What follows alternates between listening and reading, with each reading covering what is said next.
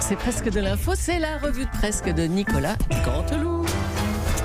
Allez, Mathieu Béliard, on reste avec vous pour Bien sûr. l'essentiel de l'actu. Bien sûr, ma chère Julie. Bonjour à tous, bienvenue sur Europe 1. C'est la Saint-Jacques aujourd'hui, alors bonne fête à toutes les coquilles et bon anniversaire à toutes les Adèles. L'actualité, c'est ce rapport d'Oxfam sur le bilan carbone catastrophique des banques françaises. Leur choix d'investissement contribuerait massivement à la crise climatique.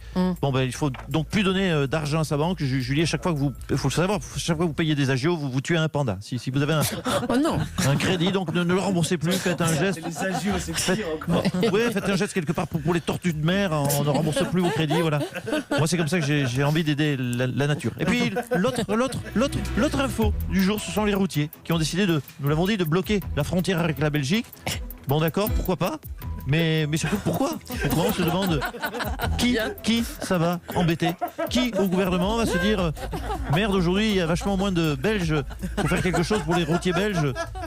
Mais on cherche encore. À vous, Julie. Remettez-vous, Mathieu. Allez, les agriculteurs sont donc montés à Paris hier pour alerter sur leurs conditions de travail et sur les prix trop bas de la grande distribution. On va essayer de comprendre ce qui se passe avec José Bové. Oui, bonjour madame Bonjour, Julie, monsieur José. Béliard, monsieur Montagnier, avec le Tunique, on va faire la ferme, et pour ça on retrouve avant ce son, Bandol, Fulpin, Calais, Montagnier, Roche, merci en tout cas, 38% du chiffre d'affaires, la filière viticole. Merci de m'inviter, ça me fait plaisir. Alors, deuxième sort du placard, je prenais la poussière, les toiles d'araignée, vous voyez, j'avais plein la moustache. Alors, vous n'êtes pas partie prenante dans cette manifestation, mais vous connaissez bien le monde paysan. Qu'est-ce qu'ils veulent, les agriculteurs ? Écoutez, moi j'étais, vous savez, paysan toute ma vie, et hier j'ai fait mon bilan comptable sur les 40 dernières annuités. J'ai gagné très exactement 11,85 €.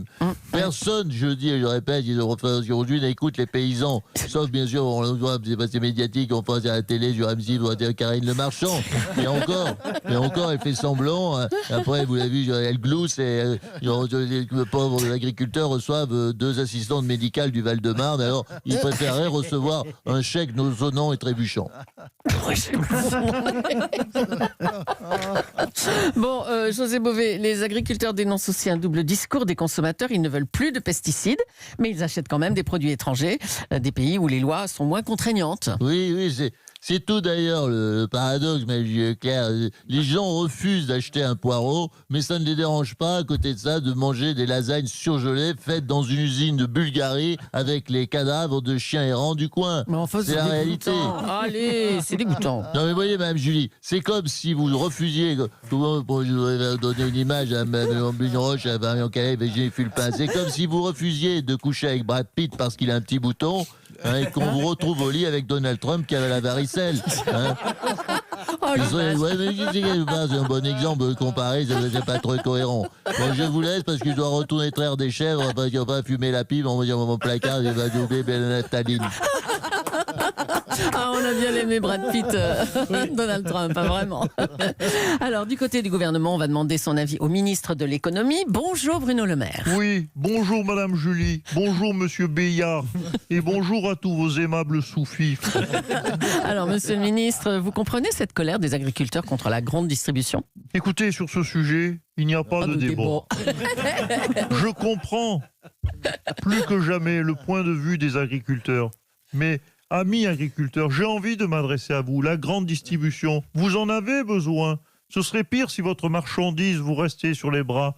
Que feriez-vous avec 400 tonnes de poireaux dans votre garage, hein ? Vous êtes bien content qu'on les achète. Vous n'avez pas à manger tout seul 400 tonnes de poireaux. Un poireau, je veux bien. 2 poireaux, je veux bien. Mais 113 000 poireaux à s'enfiler, c'est beaucoup. Non, mais qu'ils aient besoin les uns des autres, d'accord, mais c'est pas une raison pour tirer autant les prix vers le bas, quoi, à la baisse. Mais Madame Julie, quand même, les agriculteurs produisent des choux de Bruxelles et des poireaux. Et ils s'étonnent que les prix soient bas. Mais c'est parce que ce sont des produits qui ne se vendent pas.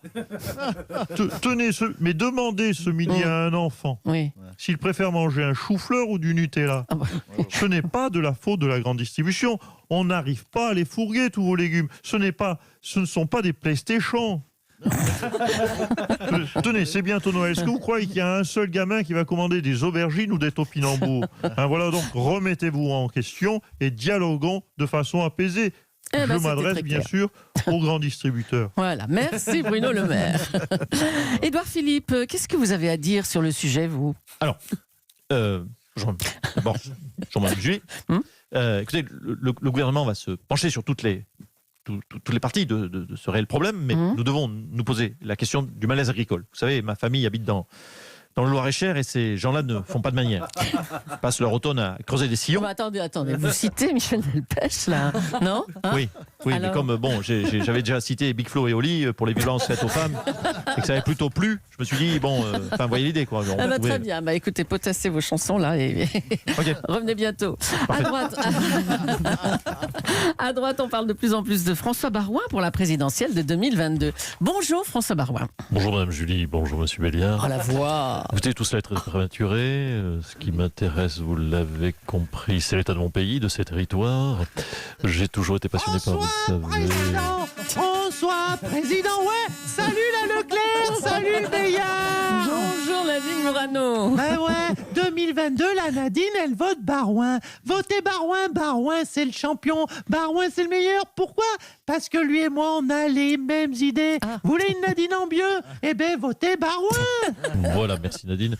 C'est très gentil à toi d'être passé. Pour revenir au territoire que j'évoquais Mais attends précédemment... François, parle pas aux gens de trucs chiants. Non, c'est chiant ce que tu dis, tu seras jamais élu comme ça. Il faut les faire bander.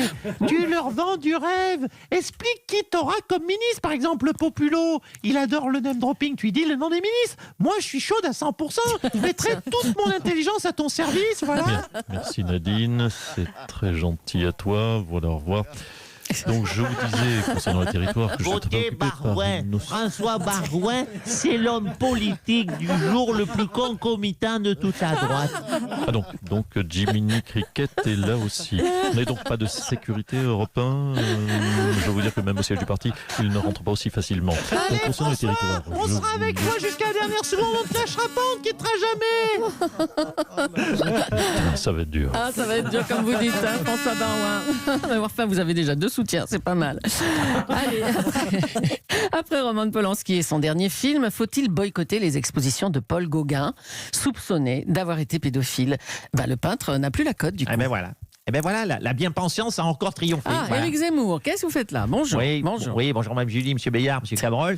Et oui, bonjour les bonnes femmes. Alors, déjà, on ne pouvait plus rien dire. Maintenant, on ne peut même plus aimer la peinture non plus. Alors, sous prétexte que ce pauvre monsieur vivait quand il avait 40 ans, avec une vainée de 13 ans, alors aujourd'hui, il poussait le bouchon un peu loin, le Polo Gauguin. Mais après tout, un vainé, c'est gonflé. Oh là, ça Oui, écoutez, c'est une vanne des années. Non, mais écoutez, c'est une vanne des années 80. Ah bah oui. Bah oui, mais c'est ce qui est. Excusez-moi, mais c'est ce qu'il y a de plus moderne chez moi. Donc, Éric Zemmour, vous êtes pour distinguer l'artiste de l'homme. Mais c'est bien ça. sûr, mais bien sûr. Vous allez voir qu'un jour, on ne Quoi pourra plus aimer les peintures d'Hitler. Ça, c'est. Attendez, on peut quand même pas aimer Hitler, le peintre, enfin, allons. Eh ben voilà. Ok. Cette époque est terrible. On n'a plus le droit de rien. Est-ce que je vais faire, moi, qu'est-ce que je vais en faire, moi, de mes petites aquarelles d'Adolphe que j'ai achetées au marché Opus de Berlin? Bon, je peux les accrocher dans le hall de CNews, puisqu'il reste qu'un seul endroit de liberté en France, Ah, finalement. ça y est, tiens. Allez, bon, c'est bon. Merci, Éric Zemmour. Allez, on revient à la colère des agriculteurs. Les accords de libre-échange leur sont défavorables. Les prix pratiqués par la grande distribution aussi. On est en ligne avec un exploitant. Tiens, bonjour, monsieur. Ah, salut la Julie, salut Béliard, créneau le Dieu. Ça fait bien plaisir de vous revoir. Ah bah nous aussi on est contents, bonjour Ah Arnaud oui. Montebourg. Alors c'est vrai que vous êtes producteur de miel maintenant Oui. et ce mois-ci vous avez dénoncé la concurrence injuste que font les Chinois aux apiculteurs français.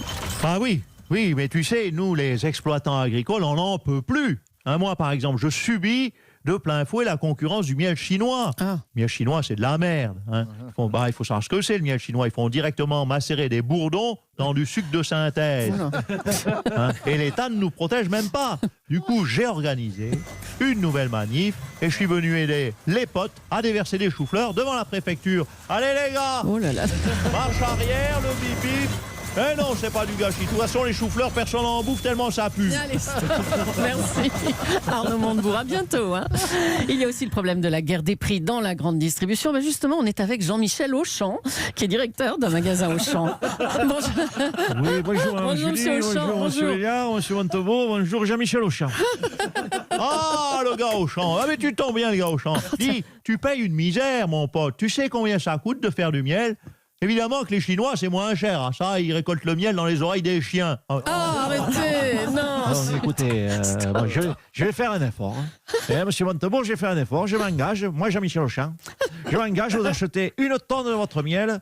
Allez, 8,25 €. 8,25 € la tonne. Et en plus, je vous offre un bon d'achat pour 6 danettes au chocolat et un coupon réduction sur les Springles au fromage. Voilà, je peux pas aller au-dessus. Après, j'y suis de ma poche et je les traite de mon bateau à payer. Donc, question. Oh, vous avez rajouté. Vous savez quoi, Jean-Michel Auchan? Regardez-moi dans les yeux. Je vais pas me laisser faire. Vous me rajoutez 2 boîtes de cassoulet William Saurin. Oui, je sais là, Julie. Je suis dur en affaires, tu vois. Tu vas avoir l'impression que je baisse mon froc, non? C'est pas le vin. Je vais te dire une chose, c'est le premier à m'acheter un pot de miel depuis 3 mois. L'idée, j'ai eu de me lancer dans le miel. Oh, bah, comme vous dites alors. La négociation, on est dans les coulisses des négociations commerciales avec Nicolas Canteloup. Merci.